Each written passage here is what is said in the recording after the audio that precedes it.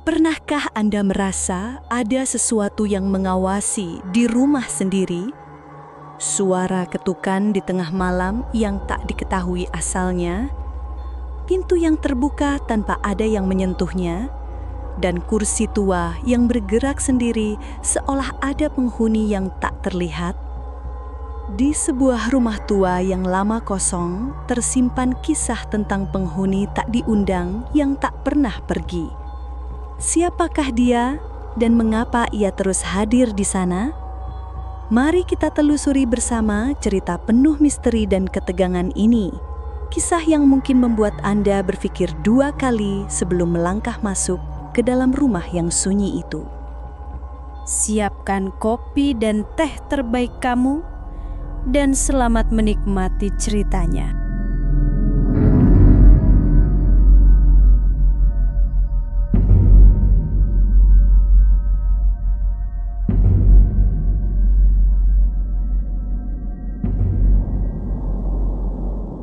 Malam itu hujan turun rintik-rintik, menambah dingin yang merayap di udara. Aldi dan istrinya Rina baru saja sampai di depan rumah tua yang akan mereka tempati sementara. Rumah ini adalah peninggalan keluarga dari pihak Aldi. Sudah lama kosong, tapi karena mereka butuh tempat tinggal cepat dan gratis, mereka tak punya pilihan lain. Dari luar, rumah itu berdiri tegak, tapi kusam. Cat temboknya mengelupas, jendela kayunya menghitam oleh lumut, dan halaman depannya penuh rumput liar yang basah. Lampu teras kuning temaram berayun pelan tertiup angin, menimbulkan bayangan bergerak-gerak di dinding. "Apa nggak bisa besok aja pindahnya? Ini udah hampir jam 11 malam," bisik Rina sambil merapatkan jaket. Aldi menggeleng. "Mobil angkutnya cuma bisa malam ini, Rin. Lagian cuma taruh barang, besok kita beresin." Mereka masuk. Begitu pintu dibuka, bau pengap dan debu langsung menyerbab.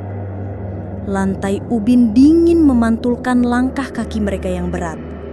Di ruang tengah ada perabot tua yang ditutupi kain putih, seperti tubuh-tubuh yang tertidur. Saat Aldi sedang menurunkan kardus dari mobil, Rina sendirian menata beberapa barang di dapur. Dari arah ruang tengah, ia mendengar suara pelan, ketukan 3 kali di lantai kayu. Tok, tok, tok. Ia berhenti. "Mas, itu kamu ya?" Tak ada jawaban, hanya suara hujan di atap. Rina melangkah ke ruang tengah, menyingkap kain putih penutup kursi. Tidak ada siapa-siapa, tapi matanya tertarik pada sebuah pintu kayu di ujung lorong. Pintu itu sedikit terbuka, padahal tadi jelas-jelas tertutup rapat. Sebelum ia mendekat, Aldi masuk membawa kardus. "Kamu ngapain ngeliatin situ? Pintunya kebuka sendiri." Aldi mengernyit. "Ah, mungkin karena angin. Udah, nanti aja dicek." Mereka lanjut menata barang seadanya. Tapi sepanjang malam, Rina merasa ada sesuatu yang mengawasi. Saat hendak tidur di kamar depan, ia mendengar langkah kaki pelan di lorong. Aldi yang tadinya main ponsel langsung bangun dan membuka pintu kamar. Lorong itu kosong, hanya kegelapan yang menyambut. Jam 2 dini hari, suara itu terdengar lagi, lebih jelas. Krek, krek, seperti papan kayu diinjak. Rina mengguncangkan bahu Aldi.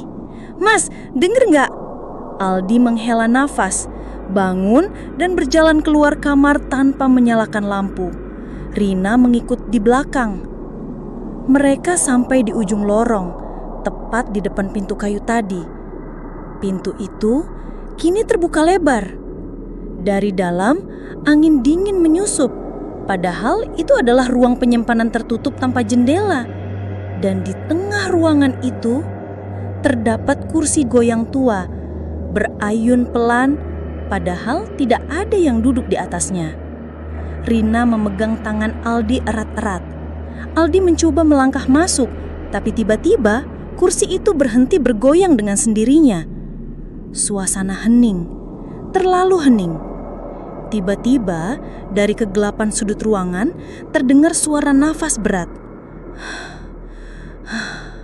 Lalu seperti ada sesuatu yang bergerak cepat ke arah mereka. Aldi langsung menutup pintu itu dengan keras.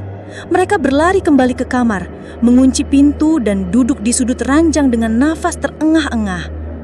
Di luar kamar, lorong itu kembali sunyi.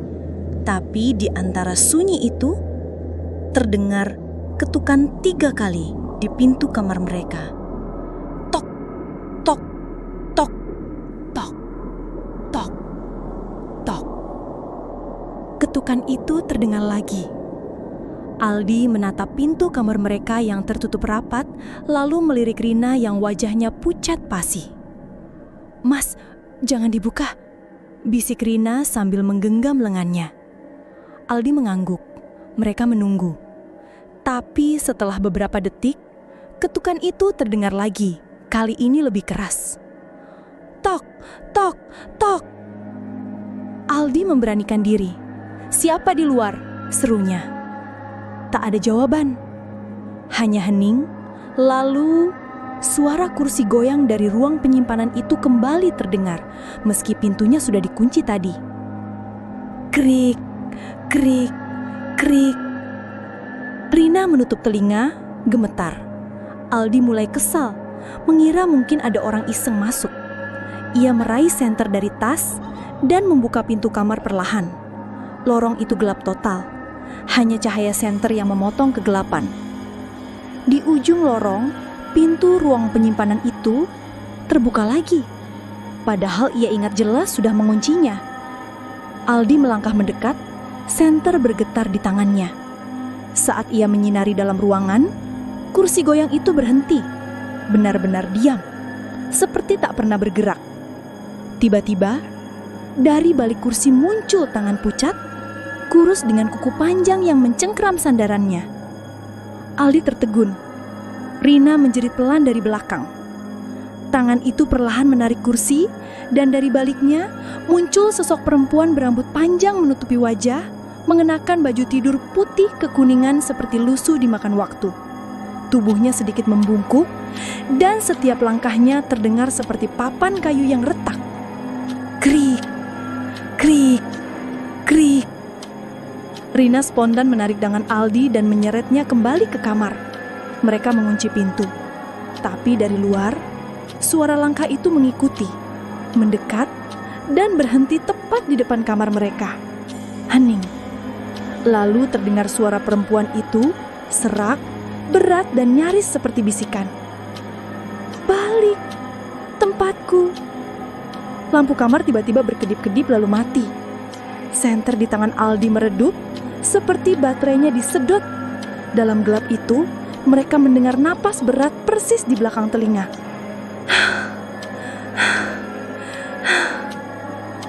Aldi menoleh cepat. Tidak ada siapa-siapa. Tapi ketika ia mengarahkan senter ke arah pintu, di sana, menempel di kayu, ada bekas 3 goresan panjang, seperti dicakar dari luar. Malam itu mereka tak tidur. Suara langkah bolak-balik di lorong terus terdengar sampai subuh. Dan yang paling membuat mereka tak tenang, pagi harinya, saat hendak keluar kamar, mereka mendapati di bawah pintu ada bekas noda tanah basah, seperti seseorang berdiri di sana semalaman.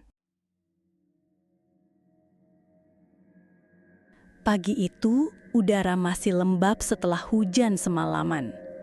Aldi keluar kamar dengan mata merah karena tak tidur. Rina duduk di kursi dapur sambil memeluk gelas teh hangat. Wajahnya murung. "Mas, kita nggak bisa terus begini. Aku nggak mau tinggal di sini lagi," ujarnya pelan. Aldi menghela napas. "Rin, ini cuma sementara sampai kontrakan kita kelar dibenerin. Lagi pula, kalau kita pindah sekarang, mau kemana?"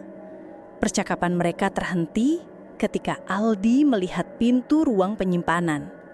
Pintu itu kembali terbuka meski semalam ia menutupnya rapat.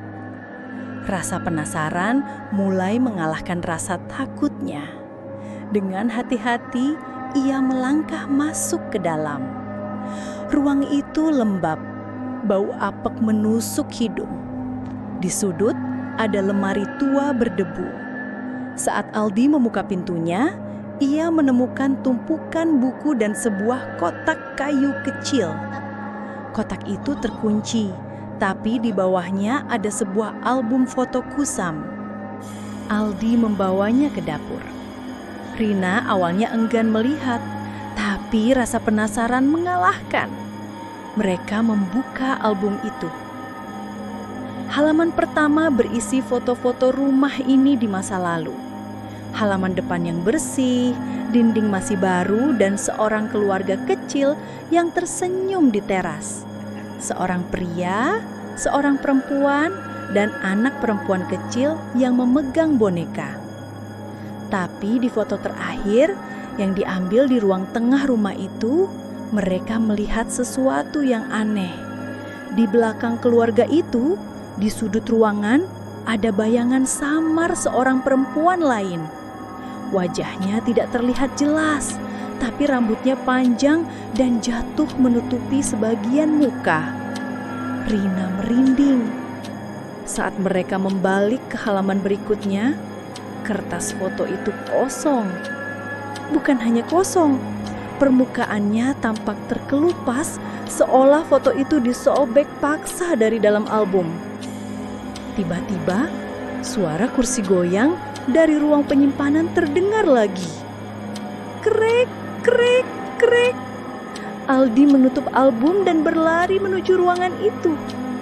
Kosong, kursi diam. Tapi di atas kursi ada sesuatu yang baru. Foto lepas yang basah. Aldi memungutnya perlahan. Foto itu memperlihatkan seorang perempuan muda mengenakan baju tidur putih lusuh, duduk di kursi goyang. Wajahnya menghadap kamera dan matanya hitam penuh, tanpa bola mata. Yang membuat mereka gemetar, foto itu bukan foto lama. Latar belakangnya adalah ruang penyimpanan yang sama persis dengan yang mereka lihat sekarang.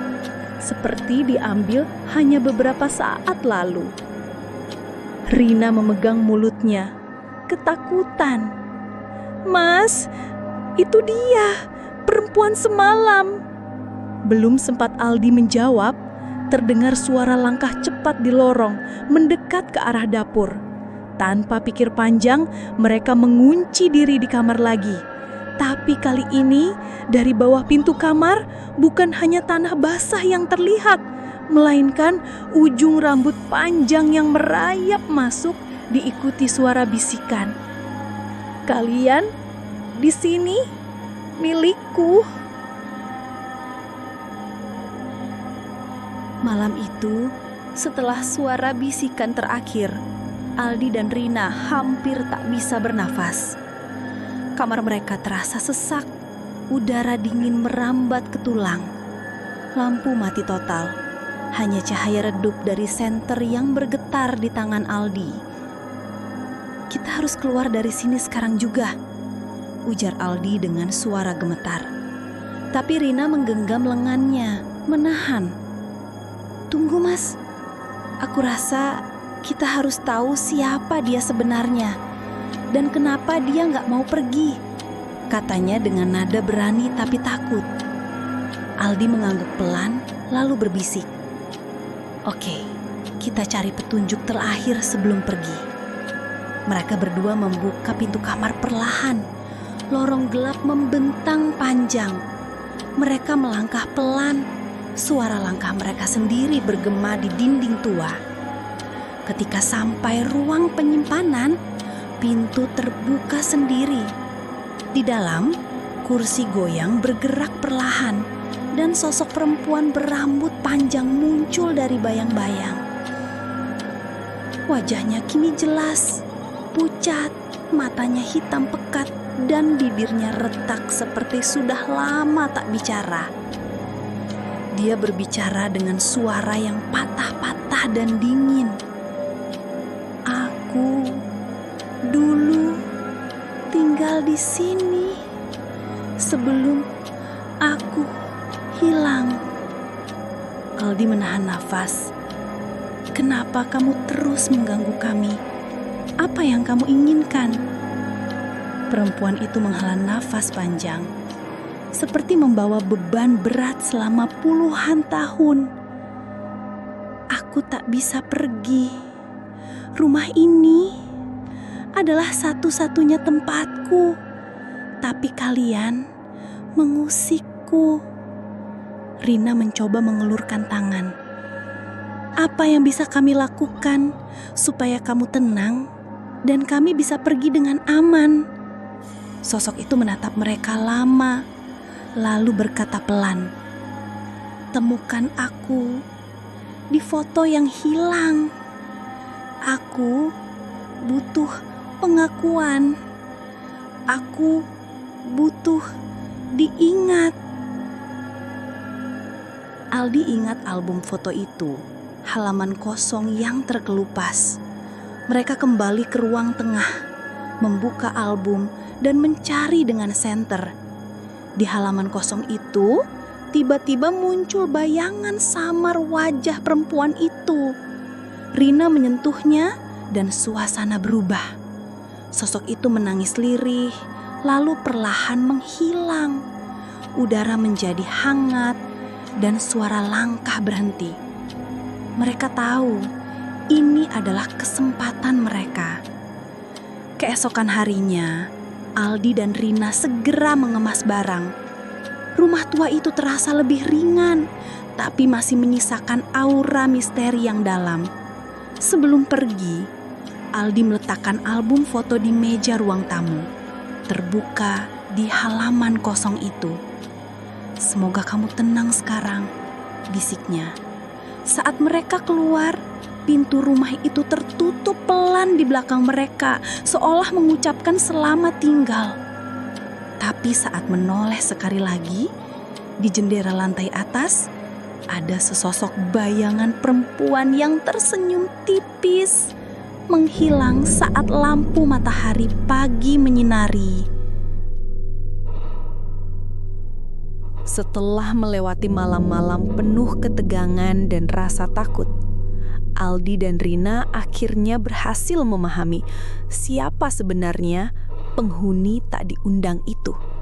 Sosok perempuan yang dulu tinggal di rumah tua itu hanya ingin dikenang, diakui keberadaannya, dan diberikan kedamaian yang selama ini terabaikan. Rumah itu bukan sekadar bangunan kosong, melainkan saksi bisu dari sebuah cerita lama yang penuh luka dan kesedihan.